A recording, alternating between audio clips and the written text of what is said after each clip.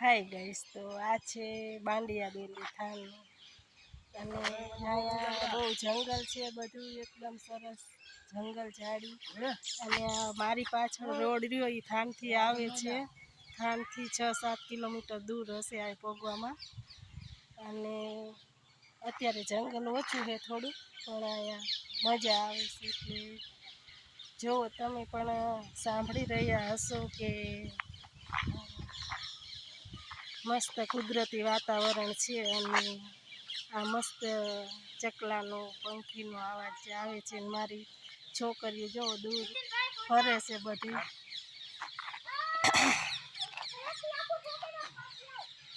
અને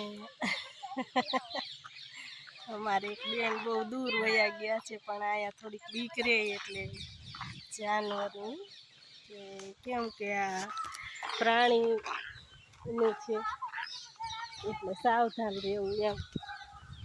સાવધાની માટે બોર્ડ માર્યું છે. અને મારી છોકરી વિડીયો ઉતારવા માટે દૂર વહી ગઈ. એટલે અમે અહીંયા મસ્ત આવ્યા હતા 2 કલાકથી. અને બહુ સાંજનો સમય છે અને મસ્ત વાતાવરણ છે. અને અમે છે ને તડકાના નીકળ્યા હતા ઘરેથી બપોર પછી. અને આ સૂરજ આથમવાનો ટાઈમ પણ થવા આવ્યો છે. સૂરજ આથમવાનો ટાઈમ પણ થવા આવ્યો છે. અને એટલો મસ્ત ઠંડો પવન આવી રહ્યો છે. બધાય આગળ પાછળ ઘૂમી રહ્યા છે. પેલા મારા મિસ્ટરે પણ મોરના શૂટિંગ ઉતારી રહ્યા છે. અને અવાજ સાંભળીને જ એમ થાય કે અહીંથી ક્યાંય જવું જ નથી. કેટલો મસ્ત અવાજ આવે છે જોવો તો. અને તમે પણ જરૂર એકવાર અહીંયા આવજો. અને આ નજારો કંઈક ઓર જ છે, એકદમ સરસ છે. અહીંયા બાંડિયા બેલીનું મંદિર છે. એક ઓલી શું કહેવાય, પાણીનું વેન પણ ચાલુ છે, પણ અત્યારે સુકાઈ ગયું છે એટલે પાણી પણ જાતું હોય. અને ચકલા પંખી છોડ છે બધું તમે વિડીયામાં નિહાળી રહ્યા હશો. અવાજ નિહાળી રહ્યા એટલે જોવાનું થાય, સાંભળી રહ્યા હશો. તો આ વિડીયો લોંગ થતો જાય છે એટલે હવે હું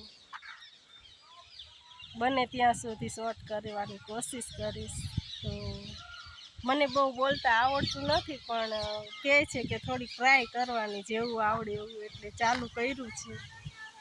તો કેવું લાગ્યું તમને આ અમારું બાંડિયા બેલી?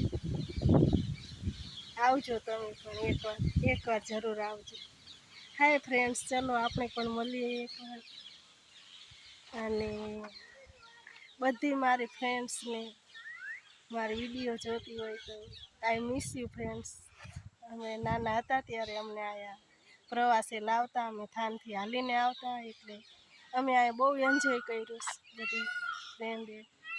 અમે હાલીને આવતા નાના હતા ત્યારે. અને આજે એ યાદો પણ તાજી થઈ ગઈ છે.